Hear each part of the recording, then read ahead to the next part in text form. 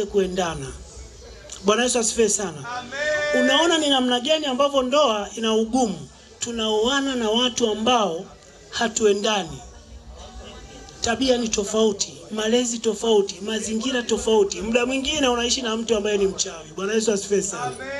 Sasa je, kitu gani kitafanya Hansi na Wema waweze kumachi? Kitu cha msingi tunachosema ni kwamba lazima ili ndoa iwe imara, lazima kuwe na vitu vitatu vya msingi. Kitu cha kwanza, lazima kuwe na uelewa. Lazima kuwe na maarifa. Lazima kuwe na hekima. Kunapokuwa na hekima, unaweza ukamsaidia mwenzio. Anapokuwa amekosea, unaweza ukamsamehe. Palipokuwa na hekima, mwenzio akikosea uwezi ukampiga. Panapokuwa na hekima, kunakuwa na roho ya huruma. Hivyo ndo vitu ambavyo vinatakiwa kati yenu wawili muwe navyo. Lakini tunapokuwa tunazungumzia uelewa, ni kuelewa kwamba mwanaume ana majukumu gani kwa mwanamke. Ni kuelewa kwamba mwanamke ana majukumu gani kwa mwanaume. Lakini pia kwa watoto wanaotuzunguka, tunapaswa kufanya nini ili waweze kuwa wazazi bora baadaye.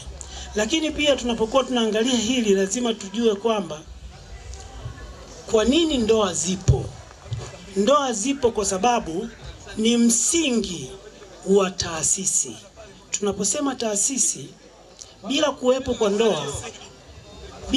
kwa ndoa hatuna familia. Bila kuwepo kwa ndoa hakuna jamii. Bila kuwepo kwa ndoa hakuna serikali. Na bila kuwepo kwa ndoa hakuna taifa. Kwa hiyo msingi wa ndoa unaleta kitu ambacho kinaitwa familia. Ndani ya familia kunahitaji busara kubwa sana za malezi ili kuweza kuwa na kizazi chenye generation ambayo ni ya msingi, ambayo imelelewa, imekuzwa na iko katika mazingira ya kumcha Mungu ili tuweze kupata watoto ambao ni bora.